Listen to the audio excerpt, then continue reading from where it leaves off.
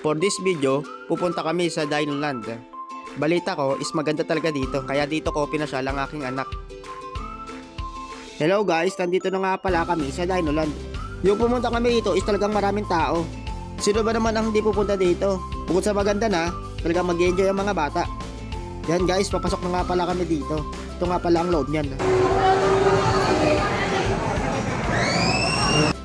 Ang entrance nga pala dito is 550. Isang adult at saka isang bata na yon. Sa loob ng 2 oras. Located nga pala to sa SM North. At kung pupunta nga pala kayo dito, huwag nyo nga kalimutan magdala ng medyas. Kasi kailangan nyo to sa pagpasok dito. At kung nakalimutan nyo naman, walang problema. Kasi may mga binibenta naman sila dito. Dito nga pala isinanap ko ang anak ko. Kasi sa pagpasok namin, bigla siya tumakbo papunta dito. Na-excite kasi siya sa sobrang ganda ng laruan. Ito nga pala may kita mo sa unang pagpasok mo.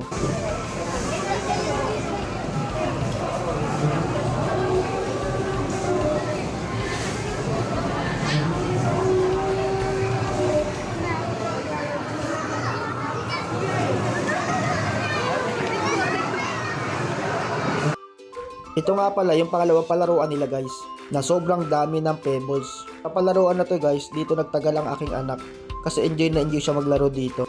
Bago pumunta ang mga bata dito, nilalagyan nila ng takip ang tenga ng bata. Kasi nga naman baka pumasok ang mga pebbles sa tenga ng mga bata.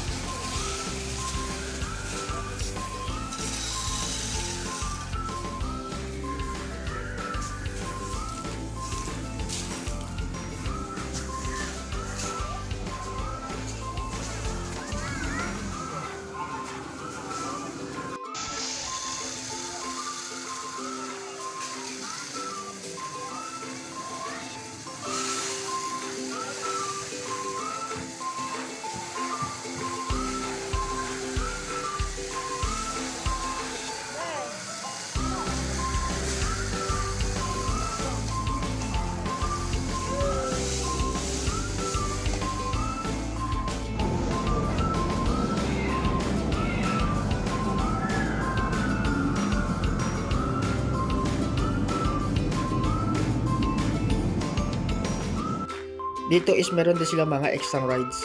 Merong 3D na kung saan is pwede kang manood. At merong mga dinosaur na pwedeng sakyan ng mga bata.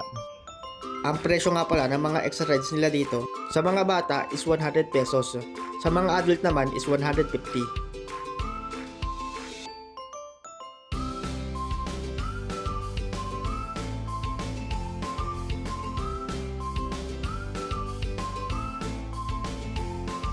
Ito nga pala guys, yung isang rides nila dito, yung pwede sumakay yung mga bata at ang mga adult. Dito is mag-i-enjoy rin talaga kahit mga adult na.